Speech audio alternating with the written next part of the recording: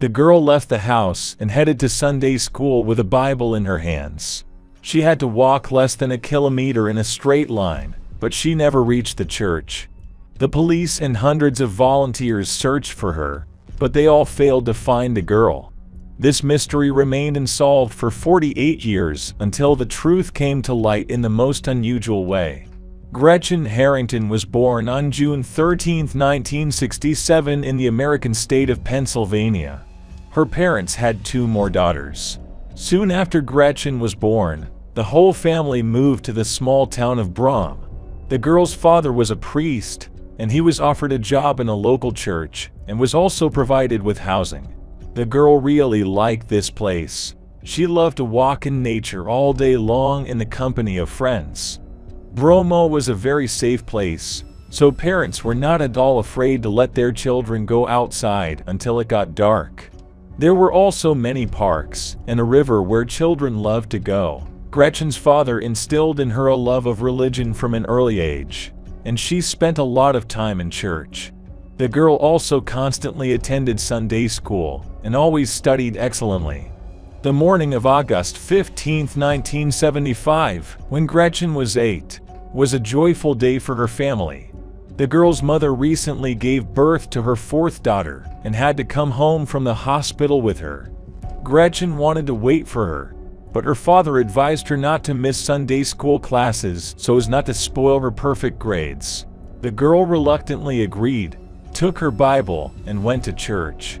Usually her older sisters went with her, but that morning they both stayed home. However, Gretchen was not at all afraid to walk the streets alone, and the Sunday school was located less than a kilometer away along a straight road. The classes were held at Trinity Church, and the girl only had to walk about 8 minutes to get there. Sunday school classes consisted of 2 parts. First, the children gathered at Trinity Church, and after about an hour and a half, some of them went to Gretchen's father's church. But at 11:30 a.m., when the disciples arrived at the second church, the girl's father noticed that his daughter was not among them. It was strange because the children were seen off in one group. He thought that Gretchen might be staying at another church, so he called there. The wife of David the priest, who taught Sunday school, answered him. The woman said that they did not have a girl, and told her husband what was happening. Upon learning of this, the man was surprised, since Gretchen had not come to his classes at all that morning. Her father began to get seriously worried. He asked David to call the police, and he went in search. A man drove along the route between the churches and looked around the neighboring streets, but the girl was nowhere to be found. He also contacted the parents of Gretchen's friends, hoping that she had gone out with one of them, but they were all either in church or at home. Her best friend, also a priest, David, also did not see the girl all day. The police immediately began searching. As soon as the news of Gretchen's disappearance spread throughout the city, several hundred volunteers joined them. Almost all local residents knew the girl's father because they regularly went to church and wanted to help. Together with volunteers, the police walked around the entire town, after which they began combing numerous parks and the riverbank. Later, a police helicopter was sent to their aid, the crew of which inspected the area from the air. The search continued until nightfall, but did not bring any results. The next day, even more volunteers joined them.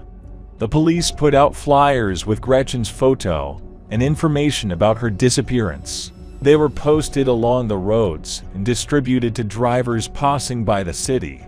Despite all efforts, the police not only failed to find the girl herself, but also to understand what happened to her. After several days of searching, they did not find a single significant clue, and Gretchen's fate remained unknown. Her disappearance was a huge blow to many city residents. They were all used to letting their children roam unattended from an early age, and nothing had ever happened to them before.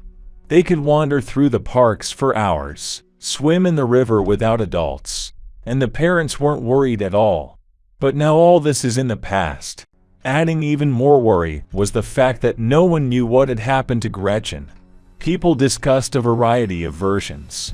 Some thought she might have run away from home. Others believe that she went to the river for a swim and drowned. But the most terrible version was that someone kidnapped her. Parents stopped letting their children go outside and attended. One woman even cut off her daughter's long hair to make her look like a boy. The never safe and calm town overnight turned into a place where people began to live in uncertainty and fear. In parallel with the search, the police interviewed everyone who might have something to do with Gretchen. During these conversations, investigators received several potential tips. One witness said he spotted a girl who looked like Gretchen near the church that morning. A green station wagon pulled up next to her, but the witness did not see what happened next. Another person shared a similar story. Only in it a white Cadillac drove up to the girl. The police followed up on these leads and looked into the owners of cars matching the description, but were unable to establish their involvement. 4 days after Gretchen's disappearance, a new lead appeared in the case. A resident of the city of Chester, located a 30-minute drive from Brom, contacted the police. He found children's shorts that matched a description of Gretchen's clothing. Investigators immediately showed the girls to their mother, but she said that this thing did not belong to her daughter. Since then, the case has remained cold for several weeks. Police called off a large-scale search of the area and focused on the investigation. They continued to interview people, check incoming leads, but with each new day they had less and less hope of finding Gretchen alive.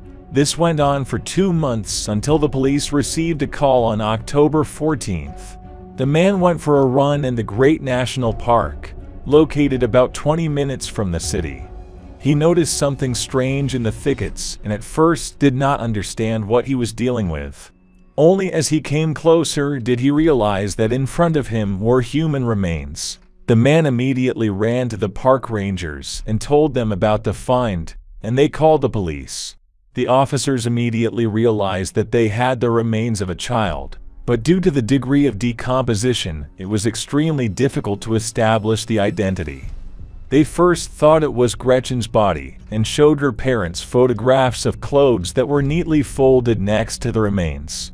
The girl's mother immediately confirmed that they belonged to her daughter, since the woman herself sewed these things for her.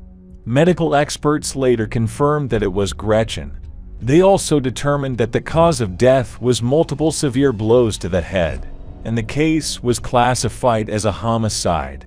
Due to the extent of the decomposition, they were unable to determine any other details, including whether the victim had been assaulted. In addition, in 1975, DNA analysis was not yet used, so investigators were again left without a single lead. However, the news of the murder once again shook the local community, and even more fines began to be received by the police. People understood that a dangerous criminal could still be among them, and everyone was interested in having him caught as quickly as possible. Investigators received dozens of reports of suspicious men being spotted in the area of that park. But all these leads led to a dead end. They also checked all people who lived within a radius of several kilometers and had a criminal record for violent crimes. But this also did not bring any results. A few months after the discovery of the body, the case finally froze, and since then there has been no progress in it. Over the following years, the investigation was periodically resumed, the few leads revised, but each time it ended in failure. The main problem was that the detectives did not have a single piece of evidence. Even when the police began to actively use DNA testing in this case, it did not play any role, since no foreign samples were found either on the remains of the girl or on her clothing. As a result, the case continued to remain unsolved for many decades. They occasionally wrote about him in newspapers and filmed reports. But it is only today that Gretchen's murder has once again attracted widespread public attention. 2 journalists, Joanna and Mike, decided to write a book about this crime. They worked on it for several years, collecting all the available information piece by piece, and trying to discover new facts. Both journalists grew up in Brooklyn and were about Gretchen's age. Joanna, who was only 9 at the time of her death, remembered these events clearly as they changed not only her life, but the entire city. After Gretchen's disappearance, children could no longer walk the streets or leave the house without parental supervision. They were all afraid that the criminal might strike again, and this fear had haunted them all these years. Even small children could not help but feel how their lives had changed. Therefore, they all remembered Gretchen's murder very well. To write the book, Joanna and Mike gained access to the case materials, and also personally spoke with dozens of people who were related to it. They recreated the events of those days in detail, as a result of which they were able to convey this story in as much detail as possible. The book was released in 2022 and helped bring widespread attention to the case. But its main effect unexpectedly manifested itself after a few months. A woman called the police and said she wanted to talk about Gretchen's case.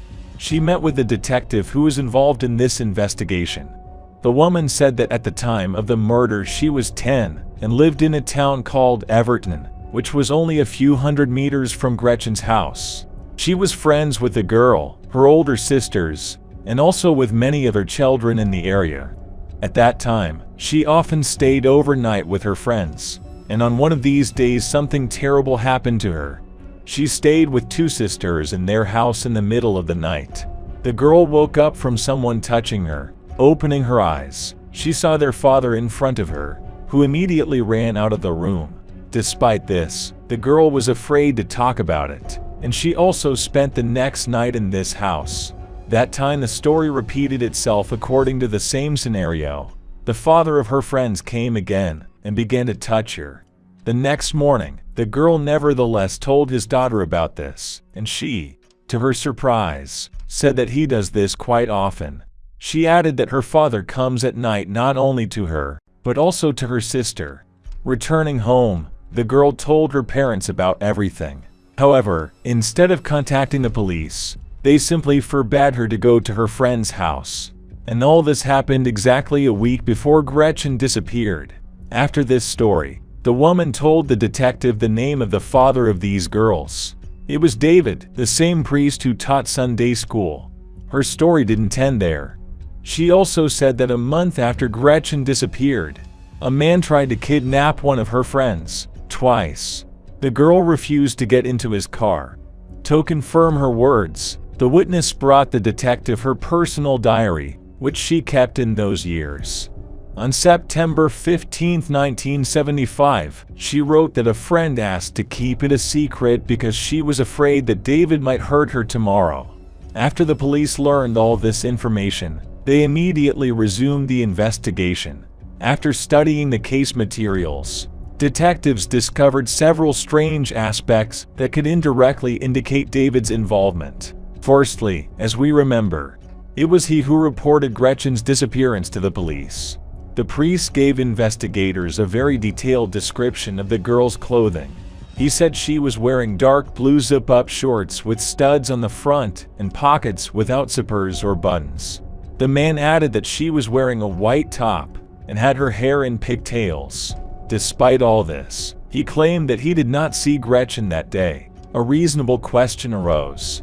How could he know what clothes the girl was wearing, especially after her body was discovered?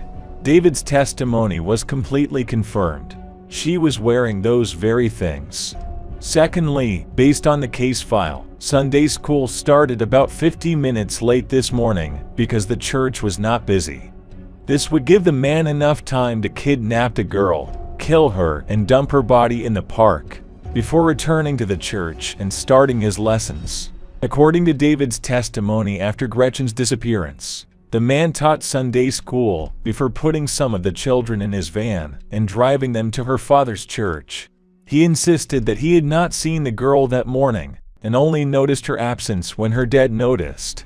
Another interesting fact was that David moved to another state with his wife and 3 children just a few months after the girl disappeared. In addition to this, the priest owned several cars. One of them was a green station wagon, and as we recall, a witness told police that he saw a similar car approach the girl near the church on the day Gretchen disappeared. After putting all this information together, detectives decided to talk to the man. At that time, he was 83 years old and lived in Georgia. On July 17, 2023, they met him at the police station and began asking questions. Realizing that the investigators suspected him of murder, he began to deny everything. And then they laid all their cards on the table. They said they had testimony from a woman he groped during a sleepover at his house, as well as a story that the man sexually assaulted both of his daughters. Hearing this, David fell into a stupor, and soon his behavior changed dramatically. Realizing that his dirty secrets had been revealed, the man stopped denying what he had done, and 48 years after the incident, he began to talk. According to his story, he drove up to Gretchen's father's church that morning in his green American Motors station wagon and saw the girl leave the house. After waiting until there were no witnesses left around, he drove up to her and offered her a ride. Gretchen got into his car without a shadow of a doubt.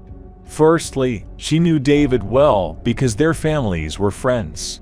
Secondly, she was just going to his Sunday school class. Out of church, he took the girl to a deserted park, stopped the car, and told her to take off her clothes.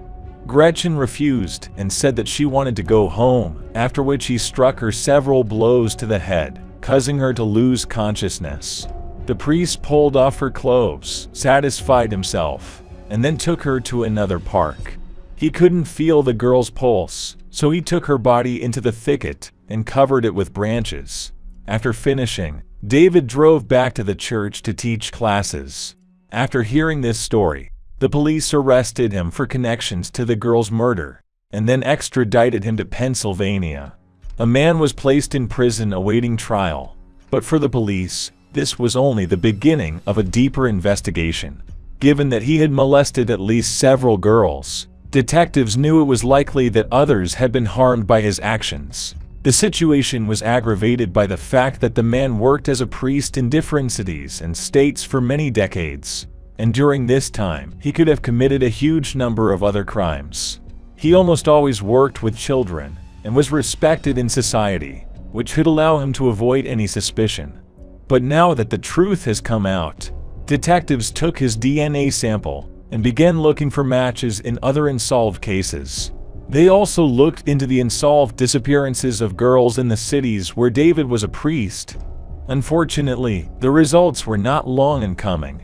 Investigators quickly stumbled upon the disappearance of 4-year-old Amanda Campbell from California, which occurred in 1991.